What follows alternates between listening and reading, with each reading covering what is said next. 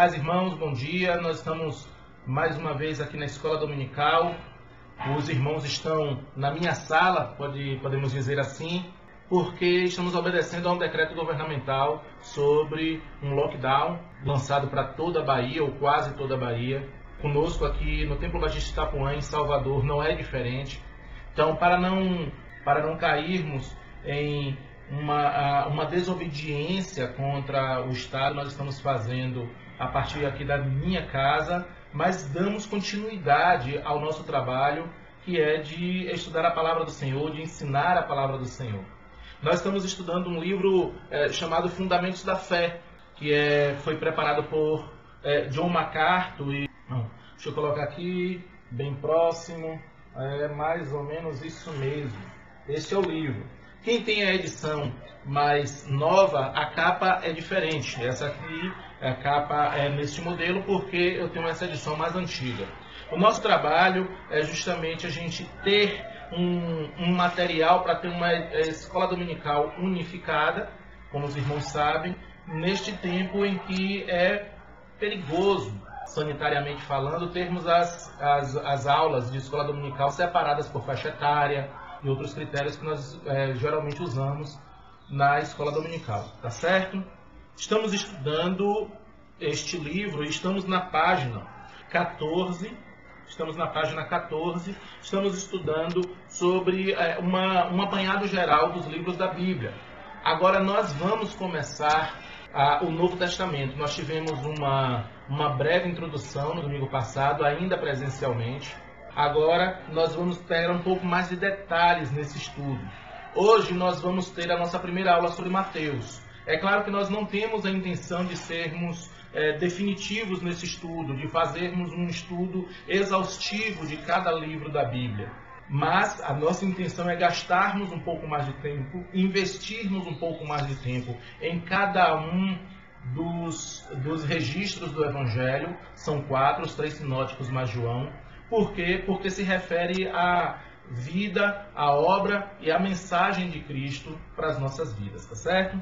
Então, nós vamos ler agora uma breve introdução aqui do livro de Mateus.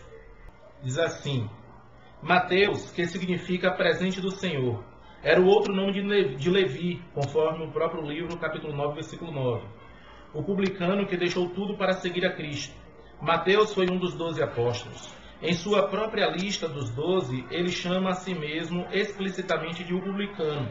Em nenhum outro lugar da Escritura, o nome de Mateus está associado ao termo publicano. Os outros evangelhos sempre empregam o seu antigo nome, Levi, quando se referem ao seu passado pecaminoso. Isso é prova da humildade da parte de Mateus. Como acontece com outros 3 evangelhos, esse livro é conhecido pelo nome do autor. Nem a canonicidade, nem o fato de esse evangelho ter sido escrito por Mateus foram desafiados pela igreja primitiva. Entre os 4 evangelhos, está claro que esse evangelho foi escrito numa data relativamente antiga, antes da destruição do Templo de Jerusalém em 70 DC. Alguns estudiosos propuseram datas como 50 depois de Cristo. Qual é o pano de fundo para o livro de Mateus? O tom judaico do evangelho de Mateus é notável. Isso já fica evidente logo na genealogia de abertura, que Mateus remonta somente até Abraão. Em contraste, objetivando mostrar Cristo como o Redentor da humanidade, Lucas prossegue até chegar a Adão. O propósito de Mateus é, de certo modo, mais estreito: demonstrar que Cristo é o Rei e o Messias de Israel. Esse evangelho faz mais de 60 citações de passagens proféticas do Antigo Testamento, enfatizando como Cristo é o cumprimento de todas elas. A probabilidade de que o público de Mateus fosse predominante judaico fica ainda mais evidente a partir de diversos fatos. Mateus normalmente cita o costume judaico sem explicá-lo, em contraste com outros evangelhos, como a gente pode ver, por exemplo, em Marcos 7,3 e João 19,40. Ele se refere constantemente a Cristo como filho de Davi. Mateus, inclusive, respeita a sensibilidade judaica em relação ao nome de Deus, usando a expressão reino dos céus, onde os outros evangelistas falam de reino de Deus. Todos os principais temas do livro estão baseados no Antigo Testamento e são abordados sob a luz das expectativas messiânicas de Israel. O uso que Mateus faz do idioma grego pode sugerir que ele estava escrevendo na condição de judeu palestino para judeus helenistas de outros lugares. Ele escreveu como uma testemunha ocular de muitos dos acontecimentos que escreveu, dando testemunho de primeira mão sobre as palavras e obras de Jesus de Nazaré. Seu propósito é claro: demonstrar que Jesus é o tão esperado Messias da nação judaica. A abundância de citações do Antigo Testamento é especialmente planejada para demonstrar o elo entre o Messias da promessa e o Messias da história. Esse propósito nunca sai do foco de Mateus e ele até mesmo acrescenta vários detalhes incidentais das profecias do Antigo Testamento como prova das declarações messiânicas de Jesus.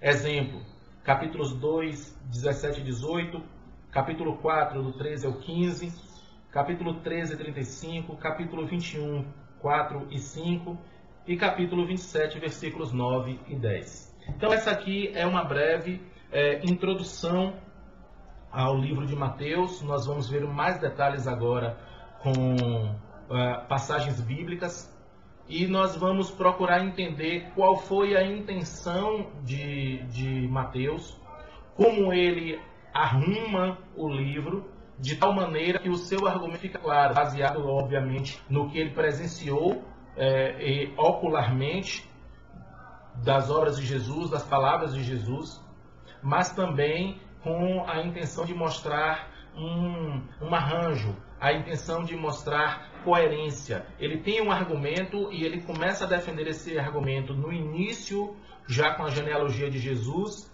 e ele defende esse argumento até o fim do seu livro. Então, antes de nós fazermos a primeira leitura bíblica, vamos orar. Querido Deus, glorioso Pai, em nome de Jesus Cristo, Senhor, muito obrigado por esse estudo na Tua Palavra que nós vamos ter agora, Pai. Nós te pedimos em nome de Jesus Cristo que o Senhor abençoe grandemente, ó Pai, esse estudo no livro de Mateus, que esta ferramenta que nós estamos preparando, Senhor Deus, possa verdadeiramente ser usada por Ti, para que nós possamos compreender mais a Tua Palavra, para que nós possamos viver mais na Tua Palavra. Nós te pedimos que o Senhor abençoe grandemente a Tua igreja. Mais uma vez nós te pedimos pelo Teu povo. Nós te pedimos que o Senhor abençoe grandemente, ó Pai. Abençoa este momento que nós estamos vivendo. Nós te pedimos que o Senhor, na Tua soberania, possa exercer a Tua vontade santa em meio a esta pandemia, Senhor Deus, porque nós sabemos que nada foge do Teu alcance, do Teu plano. Por isso nós te glorificamos, ó Pai, e nós te agradecemos em nome de Jesus. Amém. Então, irmãos, nós temos aqui em Mateus, no capítulo 1, versículos 1 e 2, diz assim: Livro da geração de Jesus Cristo, filho de Davi, filho de Abraão. Abraão gerou a Isaque, e Isaque gerou a Jacó, e Jacó gerou a Judá e a seus irmãos. Então, essa informação que nós temos aqui, sendo Mateus com a intenção de escrever um livro que fale principalmente aos judeus, vem elucidar por que ele só leva a genealogia de Jesus até Abraão.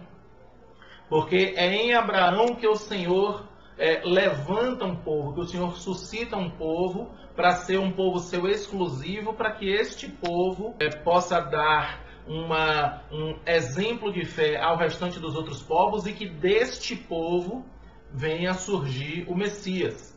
Então é por isso que ele leva essa genealogia até Abraão, porque a intenção dele é escrever para os hebreus, para os judeus. Vamos lá. O livro de Mateus, ele pode ser dividido em várias partes.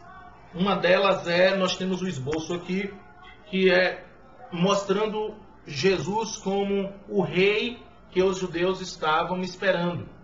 No capítulo 1, versículo 1, até o capítulo 4, versículo 25, nós vemos o advento do rei, ou seja, a vinda do rei. O capítulo 5, versículo 1, até o capítulo 9, versículo 38, nós vemos a autoridade do rei, a autoridade de Cristo sendo demonstrada.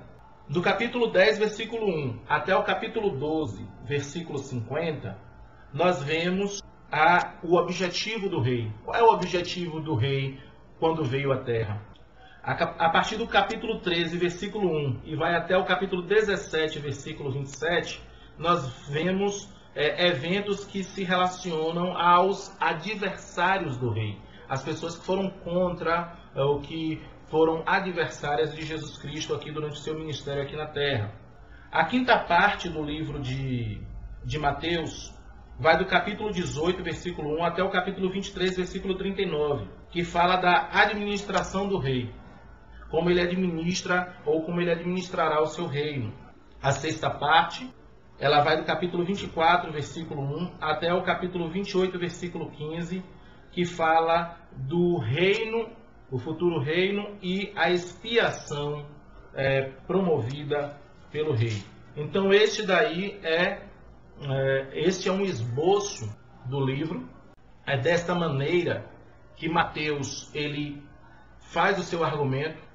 Ele apresenta Jesus Cristo como o rei esperado pelos hebreus, e aí ele vai trabalhar em cima disso para que ele fique demonstrado através de todos os acontecimentos e dos cumprimentos das profecias do Antigo Testamento que Jesus Cristo é o Messias, ou seja, o rei Messias que os judeus estavam esperando. Então, sobre essa primeira parte, o advento do rei, nós vamos ver um pouco agora sobre seu nascimento.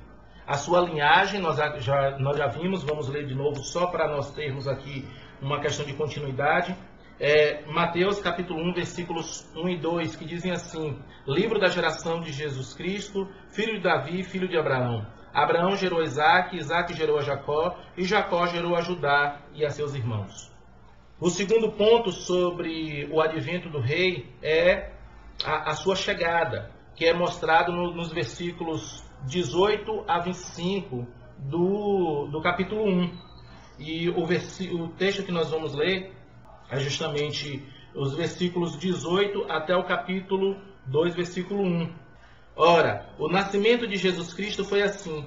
Estando Maria, sua mãe, desposada com José, antes de se ajuntarem, achou-se ter concebido do Espírito Santo. Então José, seu marido, como era justo, e a não queria infamar, intentou deixá-la secretamente. E projetando ele isto, eis que em sonho lhe pareceu um anjo do Senhor, dizendo: José, filho de Davi, não temas receber a Maria, tua mulher, porque o que nela está gerado é do Espírito Santo.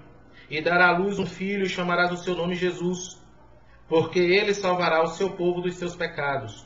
Tudo isto aconteceu para que se cumprisse o que foi dito da parte do Senhor pelo profeta que diz: Eis que a virgem conceberá e dará à luz um filho, e chamá-lo-ão pelo nome de Emanuel, que traduzido é Deus conosco.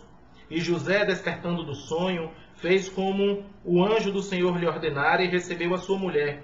E não a conheceu até que deu à luz o seu filho, o primogênito, e pôs-lhe o nome de Jesus. E tendo nascido Jesus em Belém da Judéia, no tempo do rei Herodes, eis que uns magos vieram do Oriente a Jerusalém. Então aqui esses versículos mostram o seu nascimento. E o próximo ponto fala sobre a adoração que ele recebeu. Assim que ele nasce, ele é reconhecido por alguns como rei. Então o apóstolo Mateus ele tem essa intenção bem clara de demonstrar que desde o seu nascimento ele já era reconhecido como rei. Esse reconhecimento está registrado no capítulo 2, versículos do 1 ao 12. Nós vamos ler o versículo 11, que é um resumo disso. Versículo 11 diz assim: E entrando na casa, acharam o menino com Maria, sua mãe, e prostrando-se o adoraram. E abrindo os seus tesouros, lhe ofertaram dádivas, ouro, incenso e mirra. Então aqui é que nós encontramos homens sábios que, consultando a palavra, vieram do Oriente para visitar Jesus, porque viram naquela estrela um sinal de que o rei dos judeus havia nascido. Sobre o advento do rei Messias, ou do Messias rei, tem também um ponto que fala sobre os seus adversários. Está registrado no capítulo 2, versículos do 13 ao 23. Nós vamos ler o 16, ele é um resumo bem interessante. 16 diz assim: Então Herodes, vendo que tinha sido iludido pelos magos, irritou-se muito e mandou matar todos os meninos que havia em Belém e em todos os seus contornos, de 2 anos para baixo, segundo o tempo que diligentemente inquirira dos magos. Então, irmãos, essas são as passagens que falam desse início do livro de Mateus. É assim que o livro inicia. Ele fala do nascimento do rei Messias. Neste nascimento, ele fala da sua linhagem, a sua chegada, a adoração que recebeu e os adversários que já no seu nascimento já se levantaram contra o Messias rei. A próxima parte do livro vai do capítulo 3, versículo 1, até o capítulo 4, versículo 25, que é a entrada para o ministério público. Ou seja, o seu ministério como Messias, ele inicia publicamente, aqui de acordo com o relato de Mateus, em capítulo 3, versículo 1, e vai até capítulo 4, versículo 25. Esse é o início do seu ministério. Pois bem, a sua entrada no ministério de maneira pública, ela é demonstrada começando pelo seu precursor, aquele que é o cumprimento da profecia bíblica sobre a voz do que clama no deserto. Então, o que é que nós temos? O seu precursor, que é João Batista, está relatado no capítulo 3, versículos 1 a 12, e o versículo 1 diz assim: E naqueles dias apareceu João Batista pregando no deserto da Judéia. Então, esse trecho que vai até o versículo 12 mostra o surgimento de João Batista também na pregação do Evangelho.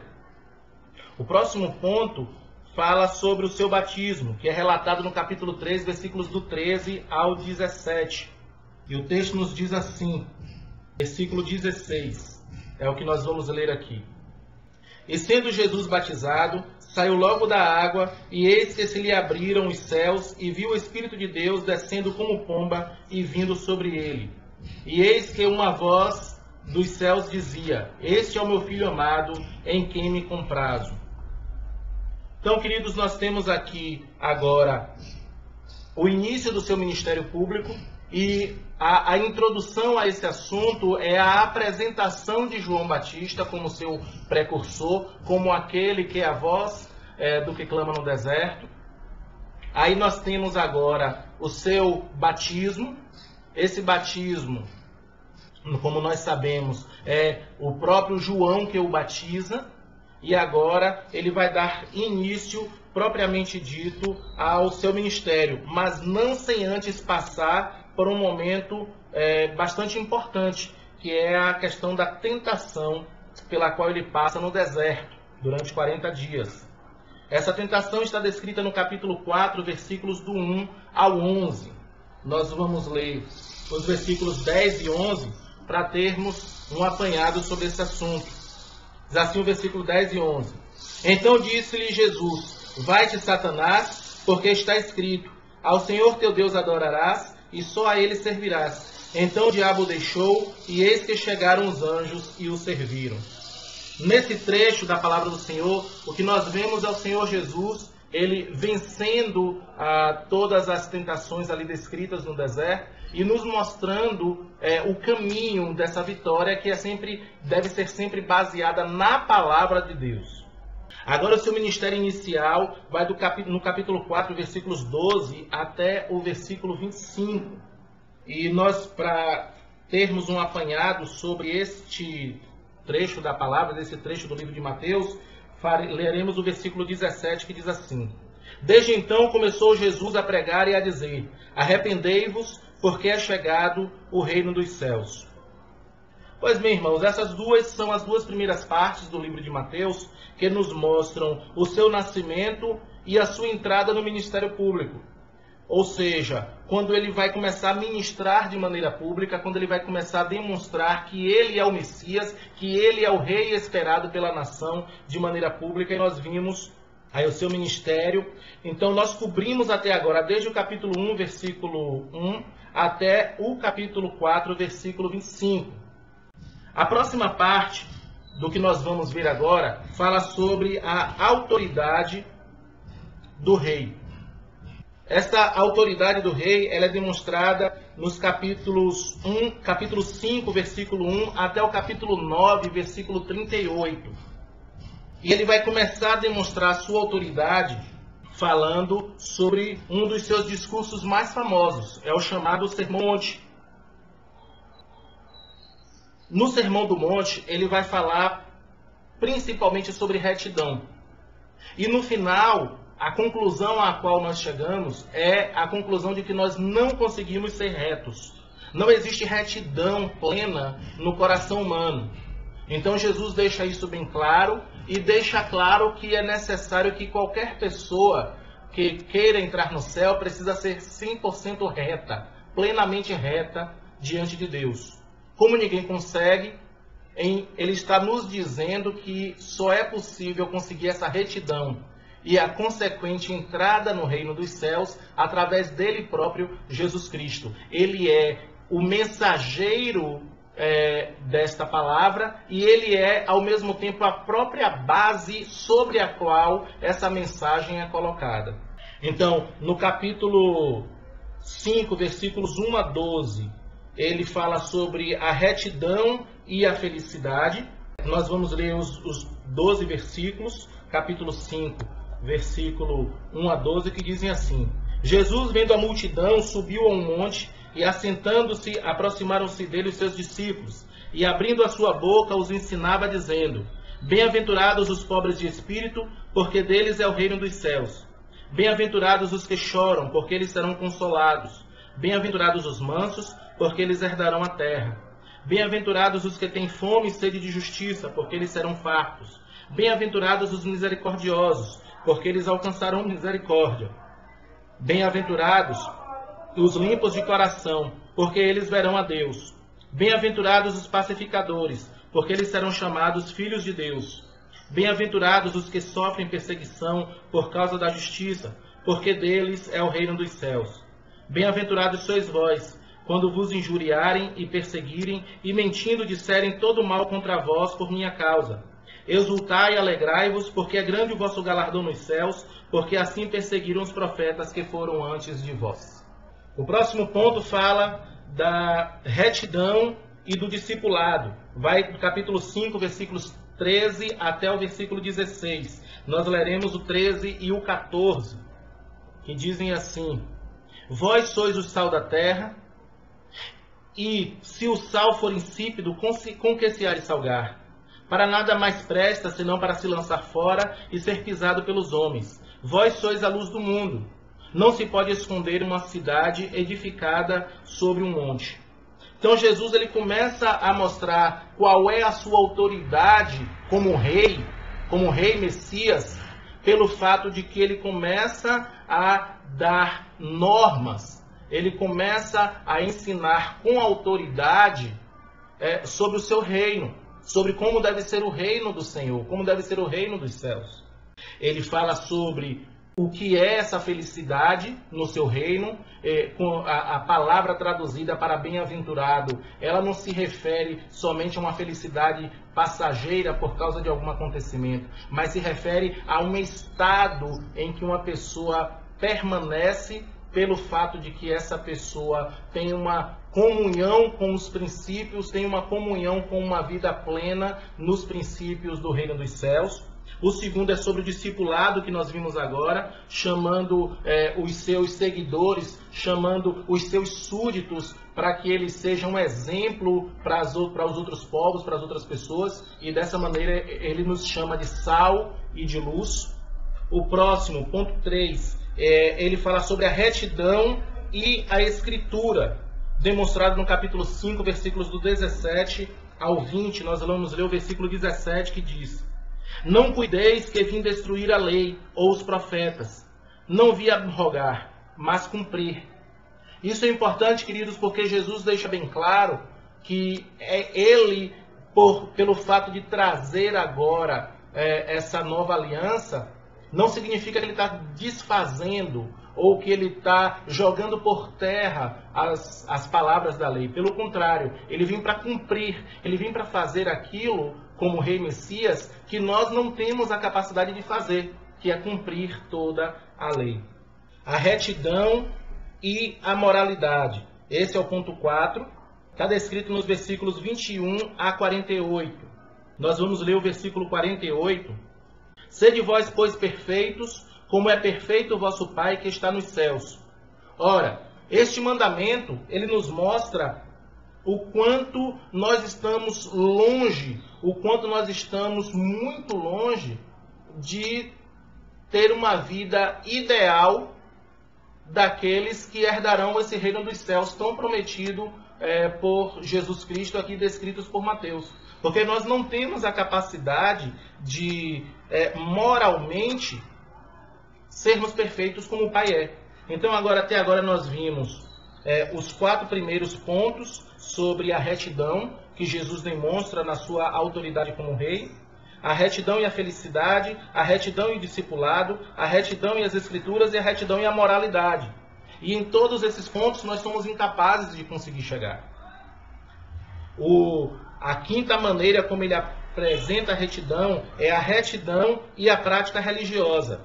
Vai do capítulo 6, versículo 1 até o versículo 18. E nós vamos ver os versículos 9 a 13. Portanto, vós orareis assim: Pai nosso que está nos céus, santificado seja o teu nome, venha o teu reino, seja feita a tua vontade, assim na terra como no céu. O pão nosso de cada dia nos dá hoje, e perdoa-nos as nossas dívidas, assim como nós perdoamos os nossos devedores. E não nos induzas à tentação, mas livra-nos do mal, porque teu é o reino, e o poder e a glória para todo sempre. Amém. Então, sobre a retidão e a prática religiosa, nós encontramos na própria oração que Jesus ensina os pontos específicos sobre como é que deve ser a nossa vida diária, como é que deve ser a nossa prática religiosa. O problema nesta oração é que ela precisa ser realmente uma oração, precisa ser realmente um pedido e não apenas um mantra a ser decorado. Por que precisa ser um pedido? Porque sem a ajuda do Senhor, nós não conseguimos colocar em prática nem a própria chamada oração do Pai Nosso. Então isso mostra Jesus na sua autoridade, nos mostrando que Ele é que nos dá o poder, é Ele que nos dá a capacidade e a possibilidade de vivermos de acordo com este reino que Ele oferece. O ponto 6, a retidão e o relacionamento com as coisas materiais. Vai o capítulo 6, versículo 19, até o versículo 34. Nós vamos ler o 33 e o 34, que dizem assim: Mas buscai primeiro o reino de Deus e a sua justiça, e todas estas coisas vos serão acrescentadas. Não vos inquieteis, pois, pelo dia de amanhã, porque o dia de amanhã cuidará de si mesmo. Basta a cada dia o seu mal. Então, o que é que nós encontramos aqui? O Senhor Jesus Cristo nos ensina como é que nós devemos nos relacionar com as coisas materiais. Embora Ele seja o Rei Messias, embora Ele venha trazer verdades espirituais, embora Ele venha abrir os nossos olhos para as coisas espirituais, Ele não nega a existência e a necessidade de coisas materiais aqui na nossa vida diária, as nossas lutas e as nossas demandas do dia a dia. Mas Ele está nos ensinando agora como é que nós devemos nos relacionar com essas coisas materiais. Nós temos o direito, sim, de trabalhar, de estudar, de buscar conforto. Mas o que Ele nos diz aqui na sua autoridade como rei é que o reino precisa vir em primeiro lugar. E não as nossas vontades particulares. E não as nossas vontades individuais. E não aquelas coisas que nós achamos que são até necessidades individuais. Mas o reino deve estar em primeiro lugar. Agora ele passa para o 7º ponto sobre a retidão. O que é a retidão em relação aos relacionamentos humanos. Isso está descrito no capítulo 7, versículo 1 até o versículo 12. E nós vamos ler justamente o versículo 12 para compreendermos bem. E Jesus diz assim: Portanto, tudo o que vós quereis que os homens vos façam, fazei-lo também vós, porque esta é a lei e os profetas. que nós encontramos, amados irmãos, aqui é o Senhor, ele nos ensinando como nos relacionarmos com os outros. Um dos principais problemas de que muitas pessoas que não acreditam na Bíblia ou que não querem acreditar na ética cristã é o fato de que muitas delas dizem que a ética cristã ela acaba sendo impraticável porque muitos cristãos acabam não praticando a própria ética que Cristo ensina sobre os relacionamentos humanos. Mas aqui eu quero abrir um parêntese para dizer para os irmãos que, em primeiro lugar, a grande maioria das pessoas que se dizem cristãs não tem um relacionamento pessoal com Cristo. Então essas pessoas são apenas nominalmente cristãs. Quando elas não têm um encontro real e verdadeiro com Cristo, elas não têm a capacidade de seguir os ensinos de Cristo. E por isso fica parecendo que a ética que Cristo ensinou, ou seja, a ética cristã, é falha. A questão é que Jesus Cristo, ele não só ensina sobre a ética dos relacionamentos interpessoais, como ele próprio se coloca como a base e a única base sobre a qual esses relacionamentos interpessoais devem estar firmados. Então, se esses relacionamentos interpessoais não estiverem firmados sobre esta base, que é Jesus Cristo, a ética cristã parece falha. Por quê? Porque sem Cristo a pessoa não tem a capacidade de vivenciar aquilo que Cristo ensina. Então voltamos a dizer que Cristo não só entrega a mensagem, como ele se coloca como a base sobre a qual esta mensagem é entregue. Então não existe um relacionamento interpessoal sadio se a ética cristã não for colocada na base como Cristo sendo aquele que realmente soluciona, aquele que realmente traz a concórdia, o amor verdadeiro entre as pessoas. Por isso ele justamente nos diz isso no versículo 12. Portanto, tudo o que vós quereis que os homens vos façam, fazei-o também vós, porque esta é a lei e os profetas. Então, esta é a base da lei. Mas só que séculos e séculos e séculos de vida com a tentativa de estar debaixo da lei dos hebreus provam que os homens sem Cristo não conseguem. O que Cristo agora vai propor com sua autoridade como rei é isso. É dizer, olha, em mim vocês conseguem. Agora o ponto 8. A retidão e a salvação. Vai o capítulo 7, versículos 13 até o versículo 29. Nós vamos ler justamente os versículos 13 e 14, que diz assim: Entrai pela porta estreita, porque larga é a porta e espaçoso o caminho que conduz à perdição, e muitos são os que entram por ela. E porque estreita é a porta, e apertado o caminho que leva à vida, e poucos há que a encontrem. Então, amados, nós estamos vendo neste momento a autoridade de Jesus como rei. E com sua autoridade, ele diz: para entrar no meu reino, é necessário que você seja reto, é necessário que você tenha uma retidão. Só que ele começa a dar detalhes sobre o que é esta retidão, e os seus discípulos são obrigados a se reconhecer, eu e você somos obrigados a nos reconhecermos como incapazes de viver essa retidão que ele demonstra aqui. De modo que a sua autoridade nos mostra que é necessário nós nos submetermos a ele para que ele agora nos torne capazes, nos torne aptos, não porque de alguma maneira nós merecemos, mas porque ele graciosamente nos torna aptos a vivermos esta retidão que é característica do reino que ele traz para o reino que ele oferece. Ainda sobre a sua autoridade, nós vamos ver agora uma sequência de narrativas que mostram a sua autoridade sobre questões da natureza, sua autoridade sobre as doenças, sua questão de autoridade, inclusive até sobre a morte. Esta continuação, ela vai até o capítulo 9, versículo 38, como nós já dissemos no início, lá sobre a autoridade do rei.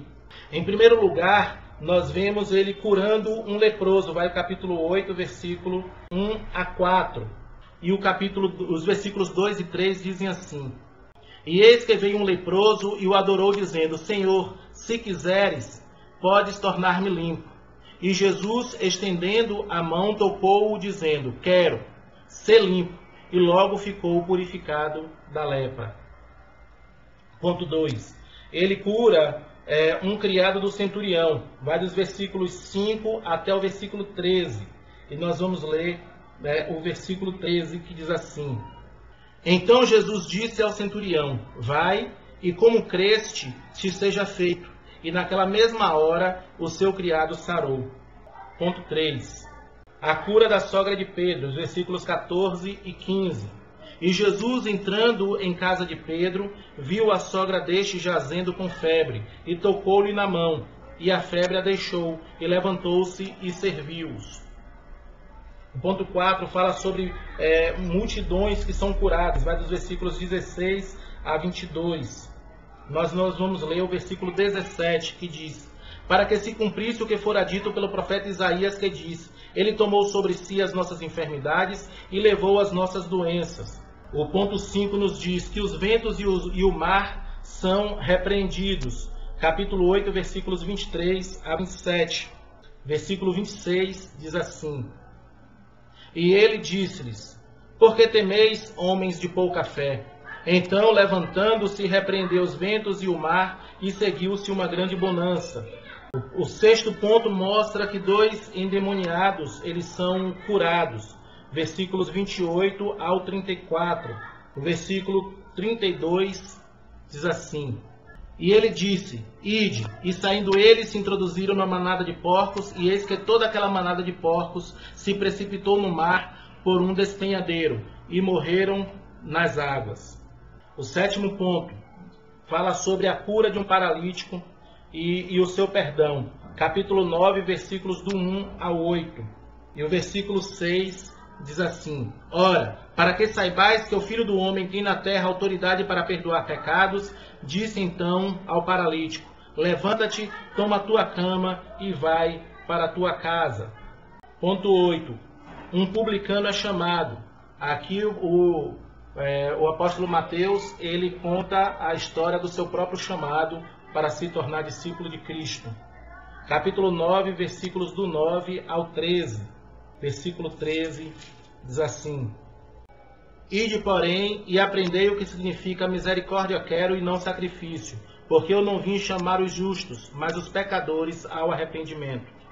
Sobre a ressurreição, ele vencendo a morte, nós temos aqui a ressurreição de uma criança, versículo 25. E logo que o povo foi posto para fora, entrou Jesus e pegou-lhe na mão, e a menina levantou-se. Próximo. 2 homens cegos são curados. Capítulo 9, versículos 27 ao 31. Nós leremos o 29, que diz: tocou então os olhos deles, dizendo: seja-vos feito segundo a vossa fé. Então aí nós vemos os cegos passando a enxergar. Próximo ponto. Um mudo fala. Capítulo 9, versículos 32 a 34. 32 e 33 dizem assim: e havendo-se eles retirado, trouxeram-lhe um homem mudo e endemoniado. E expulso o demônio, falou o mudo. E a multidão se maravilhou, dizendo: nunca tal se viu em Israel. E para finalizar essa parte, o último ponto fala sobre as multidões que são vistas com compaixão por Jesus Cristo. Capítulo 9, versículos 35 a 38. 35 a 38 dizem assim: e percorria Jesus todas as cidades e aldeias, ensinando nas sinagogas deles, pregando o evangelho do reino e curando todas as enfermidades e moléstias entre o povo. E vendo a multidão, teve grande compaixão deles, porque andavam desgarrados e errantes como ovelhas que não têm pastor. Então disse a seus discípulos: a seara é realmente grande, mas poucos os ceifeiros. Rogai, pois, ao Senhor da seara que mande ceifeiros para a sua seara. Então, irmãos, essa aqui é a primeira parte do livro, os primeiros 9 capítulos do livro de Mateus. Como nós já dissemos, para os livros que narram o Evangelho de Cristo, nós daríamos mais tempo, nós gastaríamos, investiríamos mais tempo para nós termos um conhecimento melhor dos livros, dos 4 livros que expõem o Evangelho, para que quando nós tivermos a nossa leitura bíblica em casa, no nosso particular, nós tenhamos um entendimento melhor, a intenção do escritor, a intenção do Espírito Santo ao inspirar os escritores daquele jeito para que a gente possa compreender qual é a vontade de Deus para nossas vidas. Eu agradeço ao Senhor por essa oportunidade de estarmos, mesmo que apenas online, mas estarmos juntos no estudo da palavra do Senhor. Então que Deus continue abençoando a todos, grandemente em nome de Jesus Cristo. Oremos. Santo Deus, muito obrigado, Pai, por essa escola dominical. Muito obrigado pelo estudo, pelo ensinamento que nós temos. Nos ajuda, Pai, a vivermos as nossas vidas de acordo com a ética, de acordo com a retidão, de acordo com a autoridade de Jesus sobre as nossas vidas. Nós te pedimos que o Senhor abençoe grandemente a tua igreja, em nome de Jesus. Amém.